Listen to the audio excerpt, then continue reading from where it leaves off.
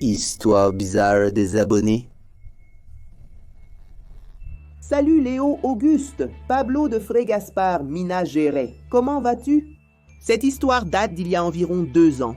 J'étais à la campagne, chez ma grand-mère, avec mon cousin. C'était une journée vraiment sympa. On jouait dans la cour jusqu'à ce qu'on décide d'aller cueillir des noix de coco directement sur l'arbre. Quand on était là-haut sur l'échelle, nous avons entendu la radio s'allumer toute seule sur le rebord de la fenêtre. Ce qui est curieux, c'est qu'elle s'est allumée sans être branchée. Nous sommes descendus du cocotier, sommes allés à la radio et avons appuyé sur le bouton pour l'éteindre. La radio s'est éteinte. Nous sommes allés au cocotier, avons pris les noix de coco et bu de l'eau. Nous nous sommes détendus dans la cour et avons décidé d'allumer la radio pour écouter de la musique. Quand j'ai appuyé sur le bouton pour l'allumer, elle ne s'est pas allumée du tout. Mon Dieu du ciel! Après ça, je suis resté méfiant. J'ai vérifié l'absence de pile. Plus tard, je suis allé prendre une douche car j'étais sale et je sentais mauvais après avoir joué dans la cour. Après la douche, j'ai ouvert la porte de la cabine et l'ai laissée ouverte, n'est-ce pas? Soudainement, elle s'est refermée toute seule, très lentement. J'ai eu très peur, mais je n'en ai parlé à personne, mec. J'ai attendu que mon cousin prenne sa douche pour voir ce qui allait se passer, n'est-ce pas? Pour voir s'il allait voir une manifestation surnaturelle. Et soudainement, il est sorti tranquillement, comme si de rien n'était. Je suis allé vérifier pour voir si tout allait bien là-dedans. Hé mec, si j'étais toi, je n'entrerais pas là-dedans, hein? Je viens de lâcher une grosse bombe, mec. Ça pue grave là-dedans. Fais attention, hein? Ah, d'accord. Je vais juste faire un truc ici. Je suis entré dans la salle de bain et j'ai ouvert la cabine. Elle ne s'est pas refermée et est restée immobile. Je ne sais pas ce qui s'est passé ce jour-là. Jusqu'à aujourd'hui, je reste méfiant d'aller dans la ferme de ma grand-mère. Voilà mon histoire. J'espère qu'elle t'a plu. Salut Léo. Beaucoup de succès et que Dieu te bénisse. Salut Léo Augusto, tout va bien?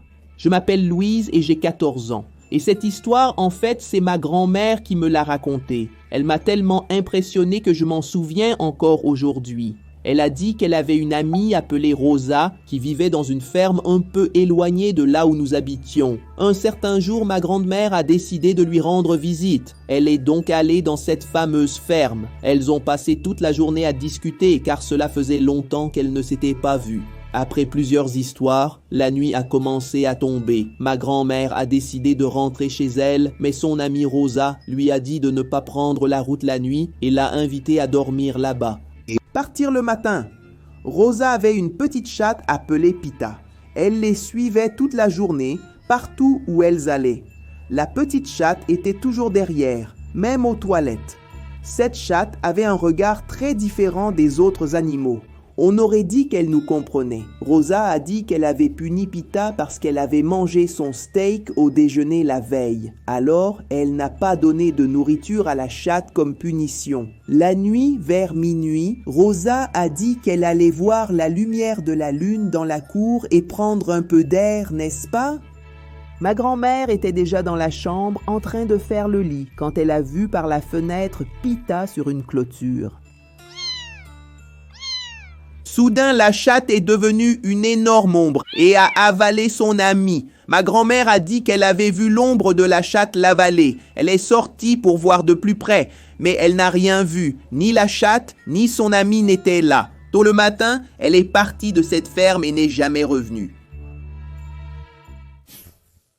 Bonjour Léo Augusto, je m'appelle Lévi et j'ai une histoire lourde à raconter. À l'époque de l'école, il y avait une histoire très étrange. Tout le monde disait que le sous-sol de l'école était hanté par un fantôme et que si quelqu'un entrait dans cet endroit, peu importe ses intentions, le fantôme t'attraperait. Personne ne savait vraiment comment ce fantôme était apparu là. On savait seulement qu'il fallait rester loin de ce trou maléfique. Je n'avais pas d'amis à l'école. En fait, j'étais celui qui subissait le harcèlement des autres élèves. Même le professeur se moquait de moi. Il m'appelait le petit muet. C'est parce que je ne parlais pas en classe. Je n'avais personne à qui parler. Je n'avais pas d'amis. Comment voulais-tu que je dise quelque chose? Un jour, je suis arrivé en classe et je suis allé m'asseoir sur ma chaise. Au moment où je m'asseyais, Adolfo, Le caïd de la classe a tiré la chaise, ce qui a fait que je suis tombé sur les fesses par terre. Le sol était couvert de punaises. Je me suis piqué de partout, mec. Ça faisait très mal. J'ai commencé à crier et à courir en pleurant. C'était, sans aucun doute, le pire jour de ma vie. Tout le monde dans la classe s'est moqué de moi. Et après cet épisode avec les punaises, on a commencé à m'appeler Fesses de Passoire. Bref, chaque jour à être humilié et à subir les brimades d'Adolfo Lazarento me rendait de plus en plus stressé. J'en avais marre d'aller à l'école, mec, parce que je savais que j'allais encore me faire embêter par ce déchet. Sujet de moquerie pour tout le monde, quelle galère. Comme je n'avais pas d'amis à l'école, je faisais que traîner à droite à gauche, caché dans les coins et j'observais les choses. Quand tu n'as pas d'amis à l'école, tu commences à faire attention à tout, même aux employés qui travaillent là-bas. C'est là que j'ai découvert qu'Adolfo aimait une fille de l'autre classe. Qui aurait cru que ce loser au cœur de glace fondrait pour quelqu'un? Puis je me suis souvenu du sous-sol de l'école. Le sous-sol où, soi-disant, un fantôme habite. Comme je n'avais rien de mieux à faire, je suis passé devant la porte et il y avait quelques chaises qui bloquaient l'entrée. J'ai essayé d'ouvrir la porte et elle n'était pas verrouillée. Personne ne me regardait. Alors j'ai juste passé la tête à l'intérieur pour jeter un œil, tu vois, et avoir une idée de comment c'était là-dedans. Il y avait plein de cartons et beaucoup de poussière. C'est alors que j'ai vu une silhouette passer et faire tomber une des boîtes. J'ai entendu un murmure effrayant et c'est là que j'ai refermé la porte tout de suite. Je suis resté figé. Mon corps était glacé et je ne pouvais pas bouger. Après quelques minutes paralysé là, j'étais en train de sortir de la porte quand qui apparaît? Adolfo. Il a commencé à m'énerver, mec, et à me demander ce que je faisais là, planté. Rapidement, j'ai réfléchi et j'ai dit que la fille qu'il aimait l'attendait dans le sous-sol, mec, et qu'elle m'avait demandé de lui passer le message. Tu vois? Et tu sais quoi? Ce crétin a cru à cette histoire et il est devenu tout nerveux, en sueur froide et tremblant. On aurait dit une autre personne. Et il est donc allé au sous-sol, mec. Mec, j'ai juste entendu un cri là-dedans.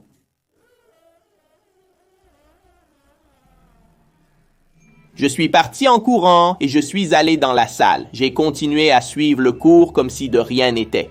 Jusqu'à ce que ses amis viennent me demander où était Adolfo, qu'il n'était pas revenu depuis la récréation. Et j'ai dit qu'il séchait les cours pour être avec une fille. Ses amis ont rigolé et sont partis. Étrangement, il n'est pas venu récupérer ses affaires à la sortie. Je suis rentré en courant à la maison et j'ai essayé de comprendre tout ce qui s'était passé.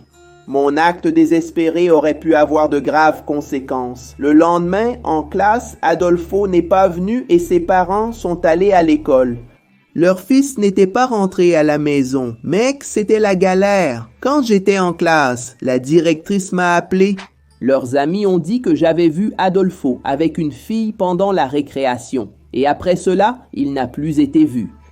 Ils m'ont demandé ce que je savais. J'ai raconté l'avoir vu aller au sous-sol de l'école pendant la récré. Comme c'était l'heure de retourner en classe, je ne suis pas resté. Alors ils sont allés au sous-sol pour essayer de retrouver le garçon disparu. Ils ont trouvé Adolfo. Il était assis par terre, les yeux grands ouverts. Il avait déféqué dans son pantalon et il tremblait. Il balbutiait quelques mots.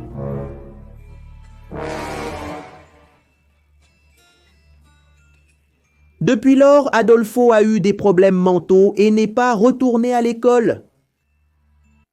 Histoire bizarre des abonnés.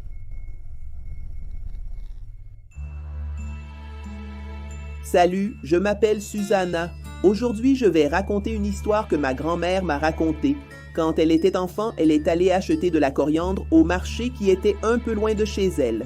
Alors, ma grand-mère a décidé de prendre un raccourci par une maison abandonnée. La maison avait des grilles tordues et il y avait un espace par lequel on pouvait passer et sortir de l'autre côté de la rue. Elle a réussi à passer, puis elle a marché dans la cour. Elle a jeté un coup d'œil à la fenêtre et elle était ouverte. Elle a vu quelque chose de blanc à l'intérieur. Puis la chose s'est levée et elle a vu qu'elle avait une tête de cheval. Soudain, le cou de cette chose a commencé à monter, à s'étirer. Lorsque ma grand-mère s'en est aperçue, la tête de l'animal la suivait. Effrayée, elle a couru et grimpé la grille de l'autre côté. Mais ses cheveux sont restés coincés. Désespérée, elle a tiré sa tête avec ses cheveux de toutes ses forces de la grille et s'est enfuie de là. Quand elle est rentrée chez elle et qu'elle a raconté ça à ses parents, sa mère lui a dit que c'était un zombie de cheval, un mélange d'humain et de cheval, une sorte d'expérience bizarre, surnaturelle qu'ils avaient faite sur cette chose. Par la suite, elle et mon arrière-grand-père s'y sont rendus pour voir, n'est-ce pas? Pour voir si c'était encore sur place. Mais il n'y avait rien. Post-scriptum. Si tu vois cette créature, cours. Sinon, elle va t'attraper et ce sera fini pour toi. Bonjour Léo, je m'appelle Enzo, 8 ans. Voici ce qui s'est passé récemment. J'étais chez moi en train de regarder la télé tranquillement quand tout à coup j'ai vu ma chatte sortir en courant dans la rue. Je suis parti à sa poursuite pour la ramener. Quand je suis arrivé là-bas, il y avait une maison à l'arrière abandonnée et près de la porte arrière, il y avait un trou.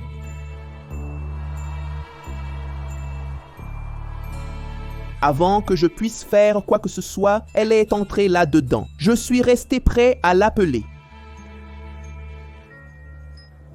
Minette, viens ici, Minette. Je ne pouvais pas entrer dans le trou, alors je suis rentré à la maison. Quand il faisait nuit, j'ai entendu ma Minette miauler.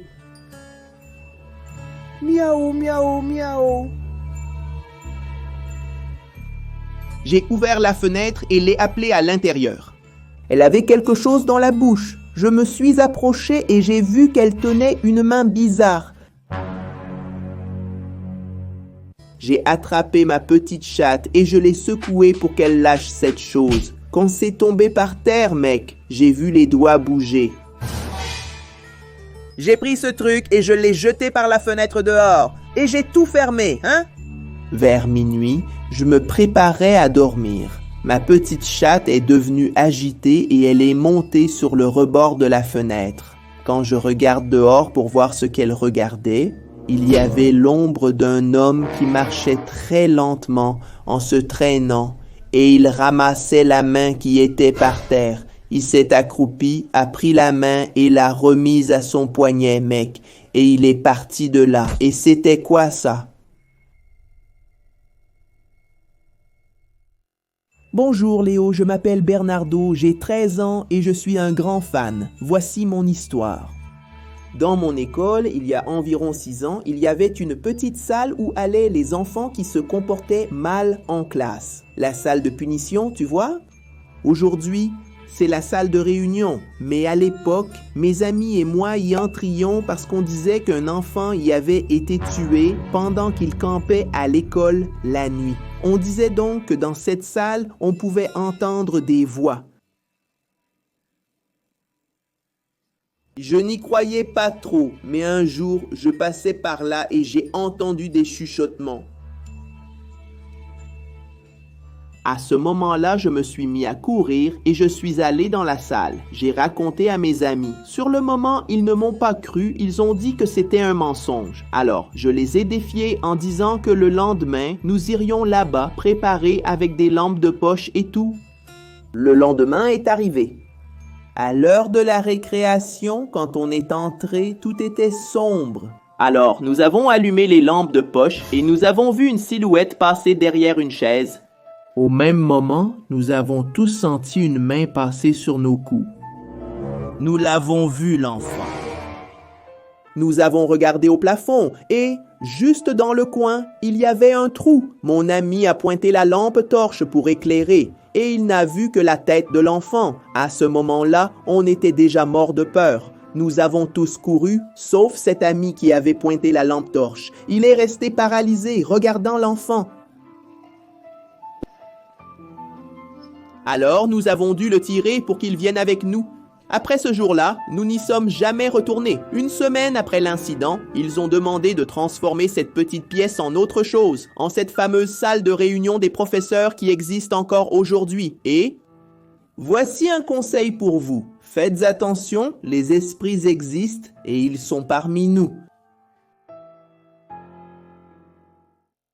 Salut Léo, je m'appelle Benjamin. Désolé s'il y a des fautes d'écriture, c'est parce que j'ai oublié comment écrire en portugais. J'ai 13 ans et je voulais te raconter une histoire qui m'est arrivée quand j'avais 10 ans. Quelque temps après avoir déménagé aux États-Unis, j'ai commencé à étudier dans une école très ancienne appelée Tatnook Magnet School. J'avais un ami brésilien qui traduisait ce que les Américains me disaient. Un jour, je parlais avec mon ami quand par hasard, j'ai bousculé un garçon. Et là, il a dit « Waouh, tu ressembles à un garçon qui a été kidnappé l'année dernière. » Quand mon ami m'a traduit ça, j'ai été choqué. Alors, j'ai demandé si ce garçon avait été retrouvé. Il a dit que oui, mais il a été retrouvé sans vie. La semaine suivante, à l'école, il y a eu un moment où j'ai eu envie d'aller aux toilettes. Mais les toilettes du 2e et du 3e étage étaient toutes fermées à cause d'un tuyau qui avait éclaté. La seule toilette disponible était celle du sous-sol de l'école. Alors j'y suis allé. Quand je suis arrivé aux toilettes, j'ai glissé sur une flaque d'urine et je suis tombé sur le dos. Quelqu'un avait pissé à l'entrée des toilettes, mec. Alors j'ai enlevé ma chemise trempée, tu vois, et je l'ai mise sur le lavabo. J'ai utilisé les toilettes un peu perturbées par ce qui venait de se passer. Quand je suis sorti des toilettes, ma chemise n'était déjà plus sur le lavabo. Quand je regarde sur le côté, je vois une silhouette en portant ma chemise. Et le pire, c'est que le garçon me ressemblait. Sur le moment, je n'ai pas réfléchi 2 fois et j'ai couru torse nu jusqu'à un moniteur qui parlait portugais.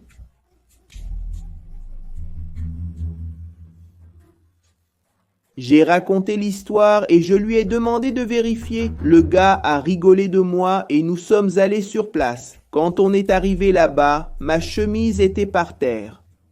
Le moniteur pensait que j'étais fou.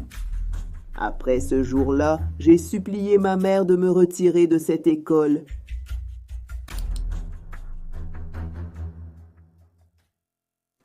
Histoire bizarre des abonnés.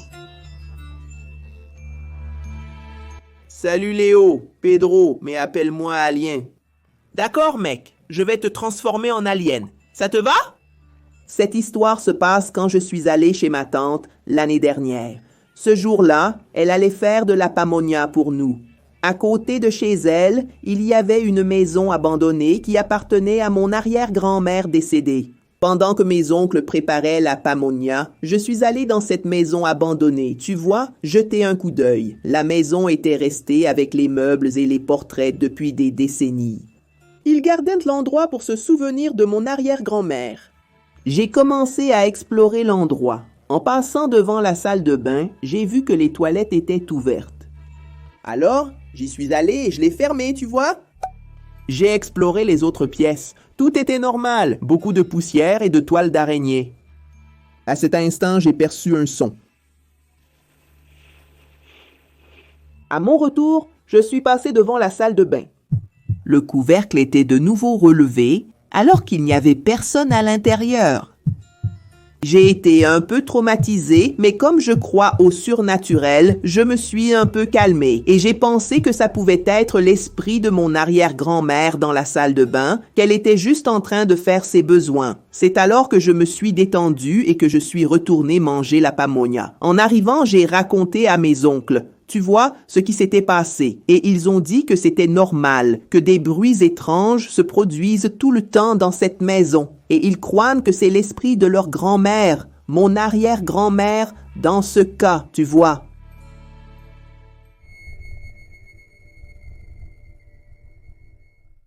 Bonjour Léo, je m'appelle Julia. L'histoire suivante que je vais te raconter s'est passée en 2015 dans mon ancien collège. Eh bien, l'endroit était déjà considéré par beaucoup comme hanté et de nombreuses histoires étaient racontées à propos de faits étranges qui s'y étaient produits. On disait que des élèves disparaissaient mystérieusement de ce collège. Eh bien, j'ai toujours été quelqu'un de méfiant et c'est pourquoi je pensais que les rumeurs que mes amis me racontaient étaient fausses. Je pensais cela jusqu'au jour où il m'est arrivé quelque chose d'étrange. Chaque fois que les cours se terminaient, je restais jusqu'après 6 heures, car ma mère travaillait beaucoup et ne pouvait venir me chercher que plus tard. Alors, j'ai décidé de faire un tour dans le collège pour passer le temps, tu sais. Jusqu'à ce que je tombe sur une fille que je n'avais jamais vue auparavant. Elle m'a invité à aller voir une salle qui se trouvait tout au fond de l'école. Comme je m'ennuyais, j'ai décidé d'y aller avec elle. Quand nous sommes arrivés sur place, la salle était sombre et je ne pouvais presque rien voir. Je n'ai entendu qu'une voix grave et effrayante dire « Je vais t'attraper. » Comme toute personne méfiante, j'ai pensé que c'était une blague, alors j'ai cherché dans la salle pour voir si je pouvais voir quelqu'un, tu vois. Cependant, elle était vide. C'est là que j'ai commencé à avoir des sueurs froides. Je me suis retourné pour parler à la fille, mais j'ai eu une surprise en ne la voyant pas. Je suis allé la chercher dans toute l'école, mais je ne l'ai trouvée nulle part. La fille a disparu. Mon Dieu, tout à coup, j'ai vu ma mère. Elle était venue me chercher et nous sommes partis de là. Le lendemain, j'ai dû aller à l'école, n'est-ce pas? Et j'avais encore cet événement en tête. En retrouvant mes amis, j'ai décidé de leur demander si elles connaissaient cette fille. Et à ma grande surprise, elles ont dit qu'une fille avait disparu ici à l'école la veille et qu'ils la cherchaient, mais aucune trace de la fille n'a été trouvée. Après cela, je ne suis jamais retourné dans cette étrange salle de l'école.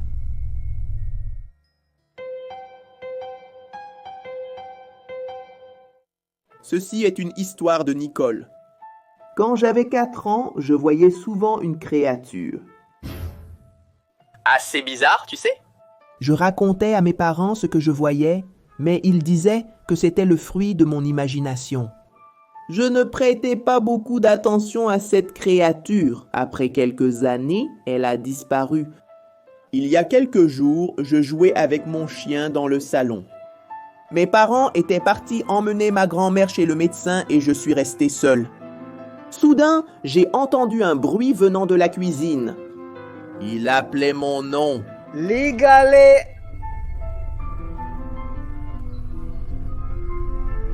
Je suis resté figé, mais j'ai pris mon courage à 2 mains pour aller voir qui c'était. Arrivé dans la cuisine, je n'ai vu personne. C'était évident puisque j'étais seul dans la maison. J'ai eu des frissons. Au milieu de la nuit, je suis allé me coucher vers 1h30 du matin. Et puis, quand j'ai fermé les yeux, j'ai entendu la voix à nouveau. Nicole.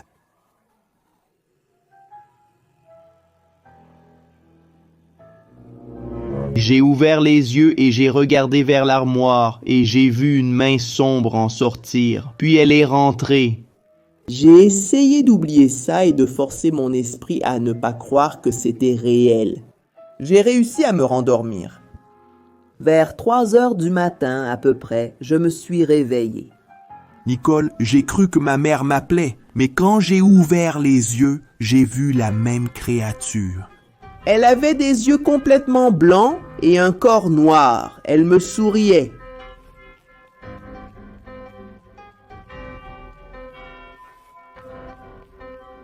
C'était la créature que je voyais depuis mon enfance. Elle est revenue. Aujourd'hui, j'ai 11 ans et aussi incroyable que cela puisse paraître. Elle est ici à côté de moi, me regardant écrire ceci. Nous sommes amis. Il s'appelle Bob.